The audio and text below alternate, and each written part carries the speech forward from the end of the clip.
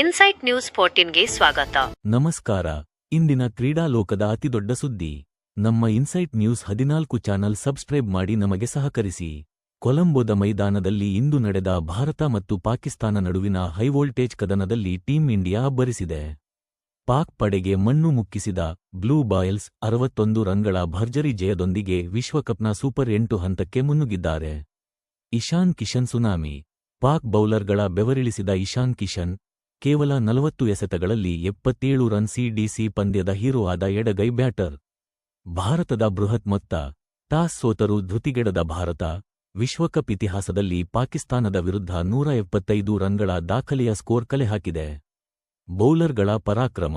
ಬುಮ್ರಾ, ಪಾಂಡ್ಯ ಮತ್ತು ಅಕ್ಷರ್ ಪಟೇಲ್ ದಾಳಿಗೆ ತತ್ತರಿಸಿದ ಪಾಕಿಸ್ತಾನ ಕೇವಲ 114 ರನ್ಗಳಿಗೆ ಸುರುಳಿಸುತ್ತಿದ್ದ ಬಾಬರ್ ಪಡೆ. ಪಂದ್ಯದ ಆರಂಭದಿಂದಲೇ ಭಾರತ ಆಕ್ರಮಣಕಾರಿ ಆಟಕ್ಕೆ ಮೊರೆಹೋಯಿತು.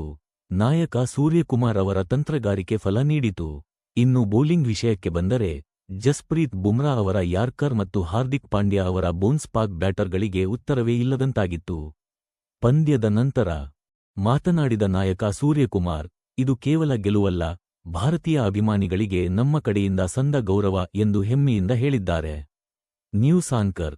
ಈ ಅದ್ಭುತ ಗೆಲುವಿನೊಂದಿಗೆ ಭಾರತ ಅಂಕಪಟ್ಟಿಯಲ್ಲಿ ಅಗ್ರಸ್ಥಾನಕ್ಕೇರಿದ್ದು ಇಡೀ ದೇಶದಲ್ಲಿ ಸಂಭ್ರಮ ಮನೆಮಾಡಿದೆ. ಮುಂದಿನ ಹಂತದಲ್ಲಿ ಭಾರತಕ್ಕೆ ಸವಾಲು ನೀಡುವವರು ಯಾರು ಎಂದು ನಾವು ಕಾದು ನೋಡಬೇಕಿದೆ.